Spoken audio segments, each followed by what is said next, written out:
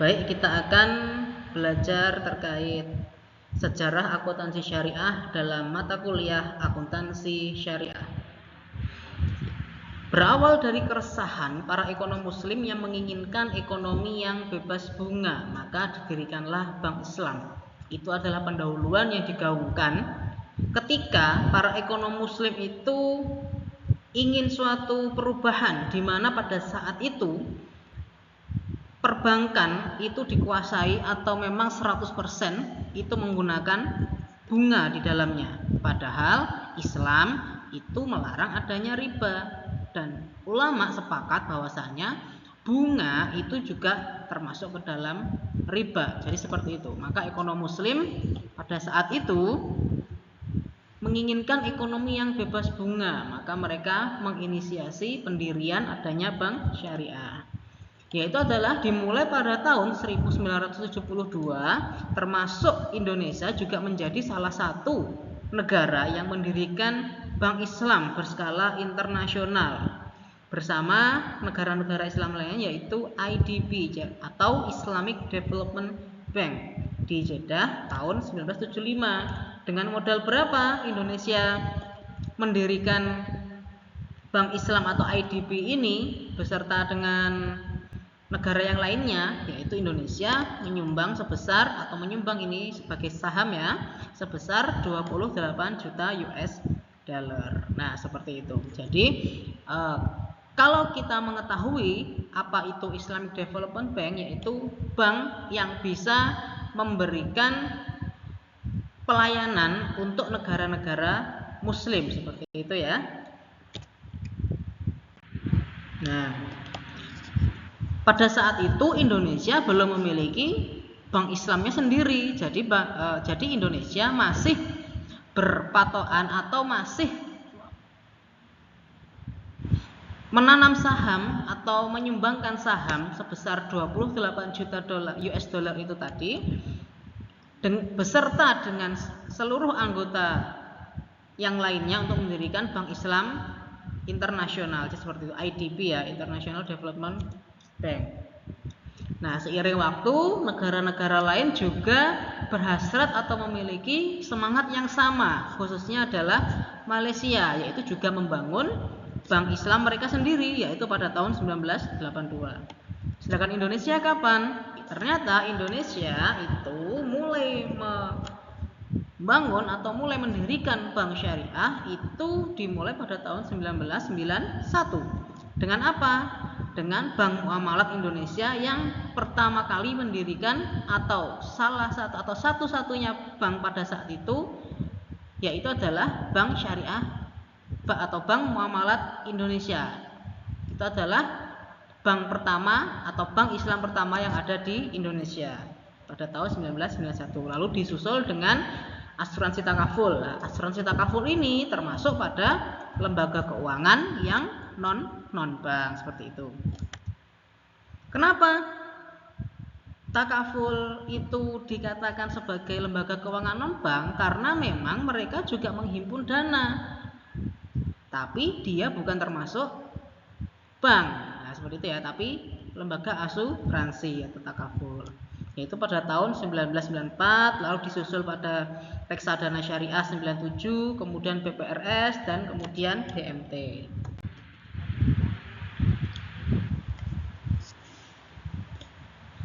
Nah, lalu kita hubungkan ke dalam akuntansi ya, karena fokus kita adalah di akuntansi, maka pendirian Bank Islam itu tadi hanya sebagai prolog, hanya sebagai pendahuluan bagaimana kita masuk ke dalam inti pembelajaran kita pada hari ini, yaitu adalah wacana akuntansi berbasis syariah. Itu juga muncul beriringan dengan berdirinya bank syariah itu sendiri. Kenapa?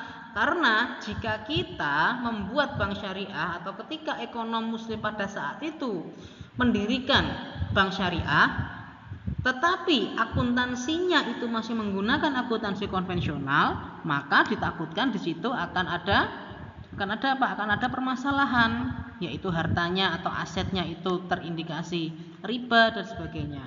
Nah, Hal itu yang membuat semangat islamisasi dalam sistem ekonomi khususnya perbankan dari hulu ke hilir. Artinya dari pucuk perbankannya hingga pencatatannya nanti diharapkan juga harus dalam sistem ekonomi Islam. Jangan sampai satu sistem dalam perbankan Islam atau perbankan syariah itu menggunakan konvensional seperti itu atau menggunakan prinsip konvensional.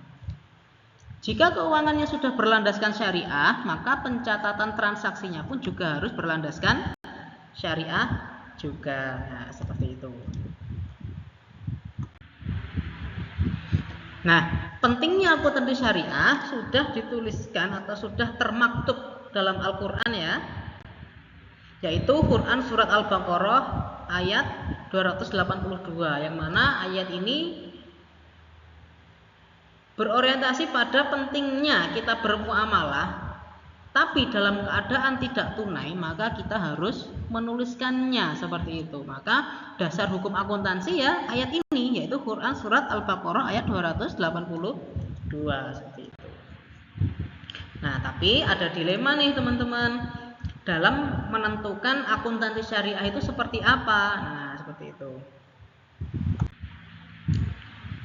Nah, penginisiasian ini itu sudah dikembangkan pada akuntansi syariah di dunia Muslim terjadi ketika dibentuknya AAOIFI atau Accounting and Auditing Organization for Islamic Financial Institution atau organisasi akuntansi keuangan untuk bank dan lembaga keuangan Islam. Jadi kita review sebentar ya sebelumnya, ketika bank Islam pertama itu adalah IDB yang sekarang itu mendanai seluruh negara-negara Muslim jika memang terkena musibah dan sebagainya.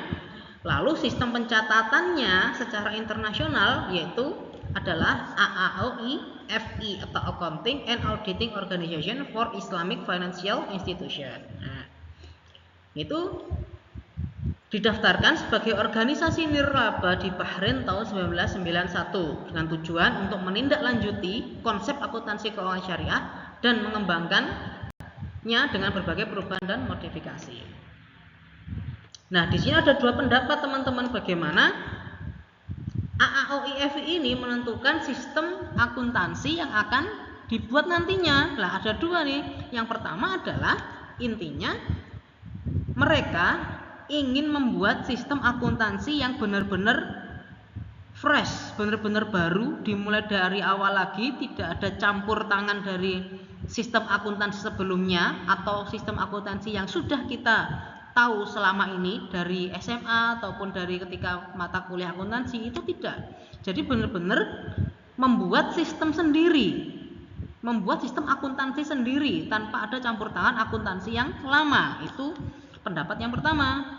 Tapi pendapat yang kedua adalah dimulai dari sesuatu yang ada terlebih dahulu.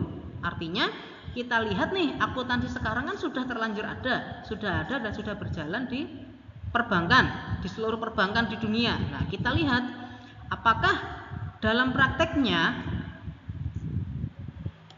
akuntansi ini ada masalah atau tidak dalam syaraknya atau dalam syariahnya. Nah, jika ada permasalahan di dalamnya, maka kita baru merumuskan atau menentukan bagian mana yang harus diubah sehingga di dalam akuntansi tersebut betul-betul berjalan sesuai dengan syariah seperti itu. Jadi tetap menggunakan prinsip akuntansi yang lama tapi dengan disesuaikan dengan prinsip syariah seperti itu. Nah, ini adalah pendekatannya. Akhirnya disetujuilah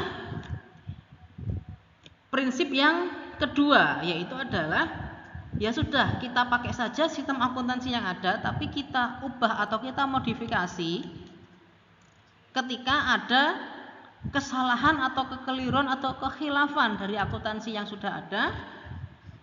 Kita ubah, kita sesuaikan sehingga bisa masuk ke dalam prinsip syariah, tidak melanggar hukum syariah seperti itu. Nah, maka idealnya dalam akuntansi syariah itu pencatatan biaya dapat menggunakan sistem accrual basis, sedangkan menghitung pendapatan bagi hasil menggunakan cash basis. Apa itu accrual basis dan cash basis? Itu adalah pencatatan transaksi keuangan di keadaan yang berbeda. Ketika accrual basis, pencatatannya itu adalah ketika transaksi itu terjadi dengan atau tanpa uang keluar atau masuk saat itu. Jadi ketika transaksi sudah ada pada saat itu, walaupun uang belum keluar atau uang belum masuk atau cash belum keluar dan belum masuk, maka tetap dicatat transaksi pada saat itu juga. Itu adalah sistem accrual basis. Lalu ada juga yang menggunakan cash basis, yaitu apa? Yaitu cash basis adalah ketika transaksi dihitung ketika uang itu masuk, cash itu masuk atau uang atau cash itu keluar. Nah, jadi seperti itu perbedaannya. Nah, maka menurut Islam cash basis ataupun accrual basis itu bisa diakomodir oleh keduanya. Kalau dalam akuntansi konvensional mereka ya memilih salah satu, kalau pakai accrual ya accrual, cash ya cash. Nah, sedangkan dalam perbankan syariah atau dalam akuntansi syariah itu dibedakan. Kapan harus menggunakan cash basis, kapan harus menggunakan accrual basis. Menggunakan cash basis itu cocoknya itu adalah dalam mengakui pendapatan. Nah, dikarenakan sifat bagi hasilnya. Nah, ketika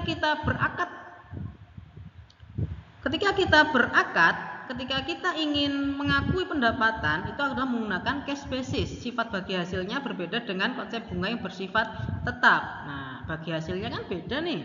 Ketika kita mau akad murabahah misalkan, nah kita tidak tahu nih bulan depan keuntungannya itu berapa, kita belum tahu lah, makanya akan menggunakan cash basis.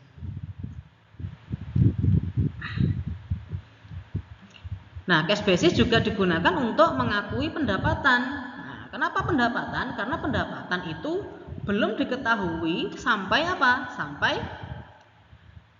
datang masa pendapatan itu. Kalau memang pendapatan itu belum ada, atau misalkan kita mau menghitung pendapatan di bulan depan tapi menghitungnya sekarang, kan tidak logis. Nah, harusnya ketika kita ingin mengakui suatu pendapatan, ya harus ditulis ketika pendapatan itu terjadi, bukan mengira-ngira atau bahkan merancang sekarang, itu tidak boleh. Itulah digunakan cash basis. Nah, tapi Islam berpandangan bahwa dalam memperoleh pendapatan sangat banyak tergantung pada tingkat profit usaha.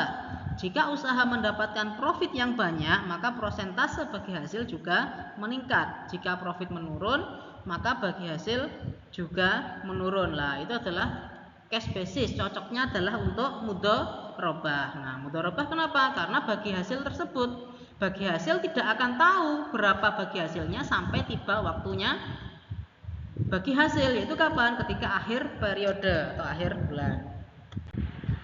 Nah, sedangkan accrual basis itu cocoknya untuk akad-akad yang bersifat jual beli atau tijari. Apa saja? Yaitu murabahah, salam, istisna, baik itu salam paralel atau salam biasa ataupun istisna biasa atau istisna paralel. Kenapa? Karena produk tersebut sangat memberi peluang bagi bank syariah untuk memiliki piutang yang nanti akan muncul sebagai piutang murabahah, piutang salam, dan piutang istisna yang dilakukan secara cicilan atau angsuran. Nah, kenapa demikian? Karena ketika kita